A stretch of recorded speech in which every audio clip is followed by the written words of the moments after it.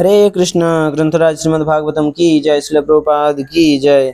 श्रीमद् भागवतम कथा रूप अध्याय 160 महापुरुष का संक्षिप्त वर्णन 12वां स्कंद। श्री शौनक ने कहा, हे शुत गोस्वामी, कृपया हमें तंत्र, श्री मूर्ति की पूजा पद्धति से जुड़े ग्रंथ तथा क्रियायोग की शिक्षा दे। कृपया हमें ये भी बताए कि भगवत भक्त भगवान के अंगों, पार्षदों, अस्त्र शस्त्रों तथा आभूषणों का किन किन भौतिक वस्तुओं के साथ चिंतन करते हैं।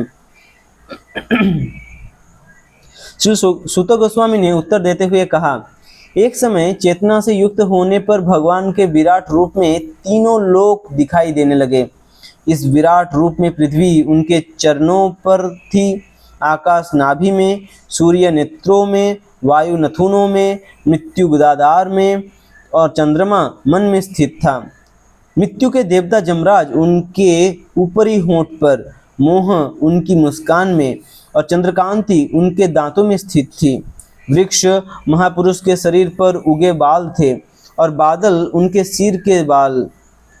सृष्टि की विभिन्न वस्तुएं विराट पुरुष के विविध अंगों द्वारा पोषित होती है। भगवान के वक्षस्थल पर शुद्ध जीवात्माओं का प्रतिनिधित्व करती कौस्तभ मणि और श्रीवत्स का चिन्ह था। उनके गले में पड़ी फूलों की माला उनकी भौतिक शक्ति थी। पीताम्बर वैदिक छंद और उनका जनेऊ ओम। अपने 2 मकर कुंडलों के रूप में भगवान ने सांख्य और योग की विधि को धारण किया हुआ था। उनका मुकुट ब्रह्मलोक था।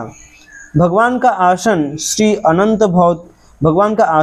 अनंत भौतिक प्रकृति का उनका अव्यक्त रूप था। धर्म और ज्ञान से युक्त सत्वगुण भगवान का कमल सिंहासन था।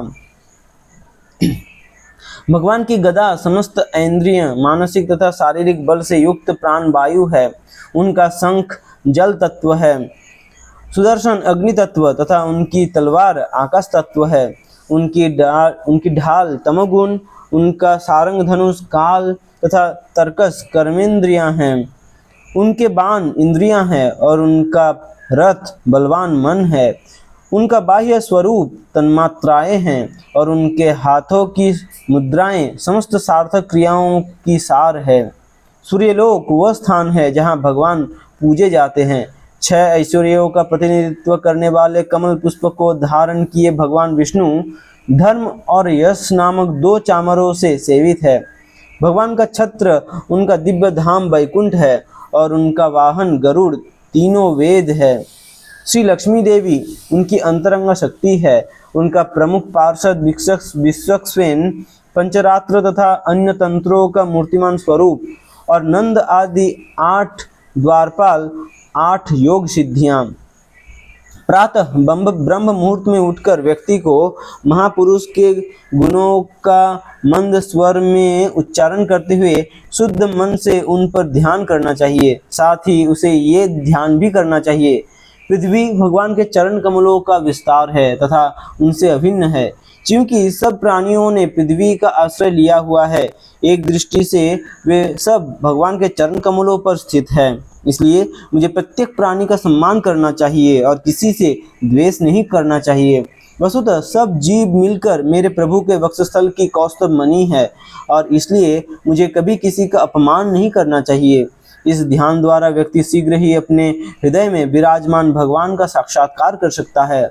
जब शौनक ऋषि ने सूर्यदेव के विषय में सुनने की जिज्ञासा की तो श्री सुत गोस्वामी ने सूर्यदेव के विभिन्न नामों और प्रत्येक 12 महीनों में उनके पार्षदों का उल्लेख किया।